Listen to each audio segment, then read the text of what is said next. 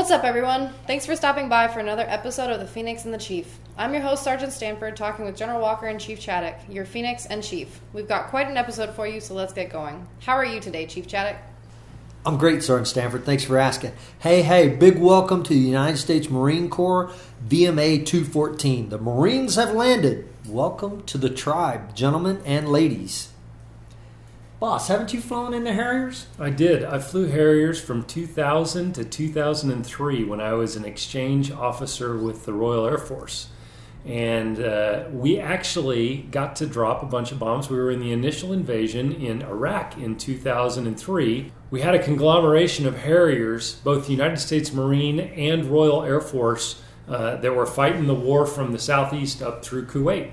You know, it just brings back some great memories seeing that airplane. I got about 650 hours flying that baby. I really look forward to seeing it fly again, and we welcome this unit to our tribe. Hey, and the big thing about this particular unit, VMA-214 has a rich heritage. They are known as the Black Sheep. That is a big deal because as a kid, I grew up watching this particular TV show named Baa Black Sheep. And it was with Pappy Boyington, one of their historical leaders. You know, we're opening up a couple of exciting projects that align well with their arrival. For example, we have 3 LAMs. These are the great big shelters with the clamshell doors. Right. And we have 3 of them that the EKEG and our troops are building out on the flight line. We also have air conditioning units that we've put on 6 of the eventual 10 LAMS units so that when it's 120 degrees outside, you can take your jet inside and get some phase maintenance done or get some heavy maintenance or an engine change out of the way.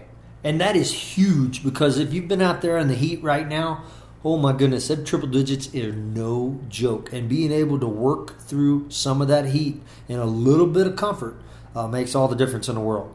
And speaking of tents and heat, I have Master Sergeant Lowry here with us, and you are from originally?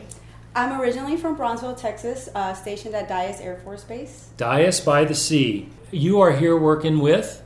Expeditionary Force Support Squadron. I am the Lodging Section Chief. You're the Lodging Section Chief? Yes. So we're going to be moving tents around? Yes, sir. Okay, why are we doing that? Well, we wanted to add a little razzle-dazzle to people's experience here at PSAB, so... That'll do it. You heard it here first. They wanted to add razzle-dazzle. And we just want to ensure that everybody has fair share of bed-down space. That's right. So what we had is a situation where some units were more densely populated than others. And we didn't really have a good baseline planning factor of how we were assigning beds. Is that about right? Correct, sir. Okay, so what we did was we came up with some planning factors, and can you describe them roughly?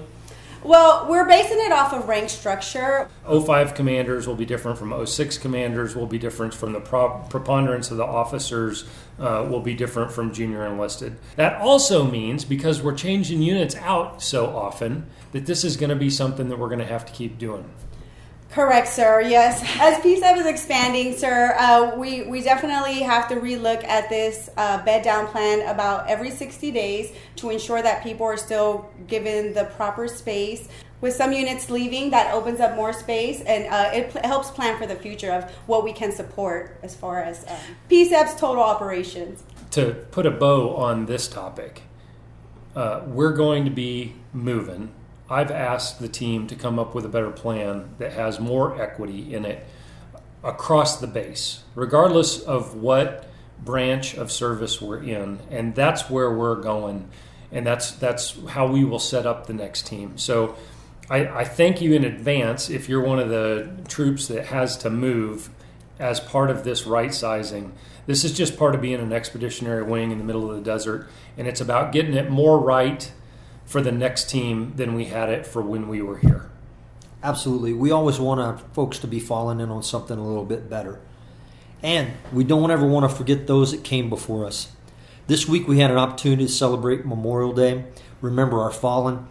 And Monday, this past Monday, FSS put on the Murph Challenge. And the Murph Challenge is named after Michael P. Murphy, who was a United States Navy SEAL, a lieutenant.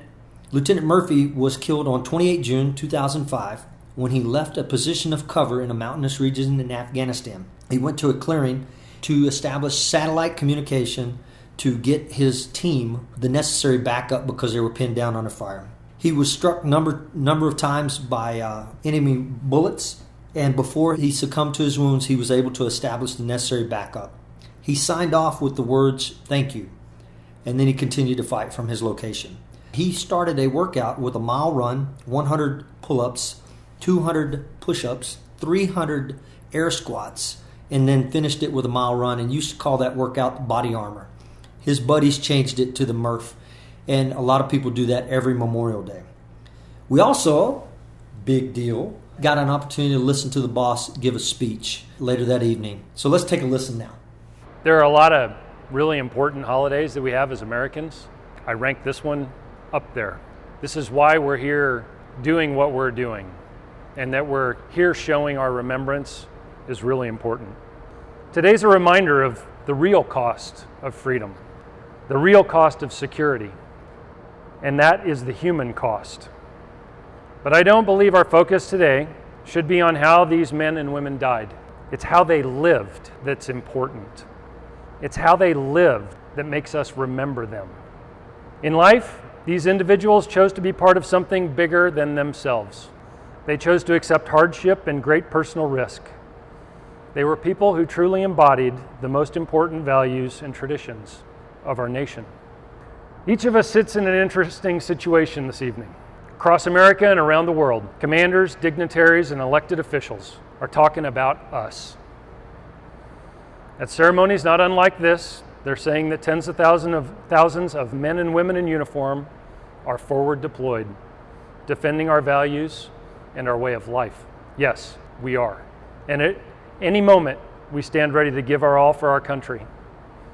And if our time were to come tonight, how we have lived today is how we will be remembered tomorrow. Many of us have our version of Tom Boulay. Friends, family members, co-workers, all of them great Americans, and each of them taken from us before their time. Today, we honor them, their bravery, their selfless service, their sacrifice. But I submit this to you. If we truly want to honor them, if we truly want to give meaning to their sacrifice, we'll do something more. And in doing more, each of us should leave here today with the resolve to strengthen our commitment to our nation and the values for which it stands.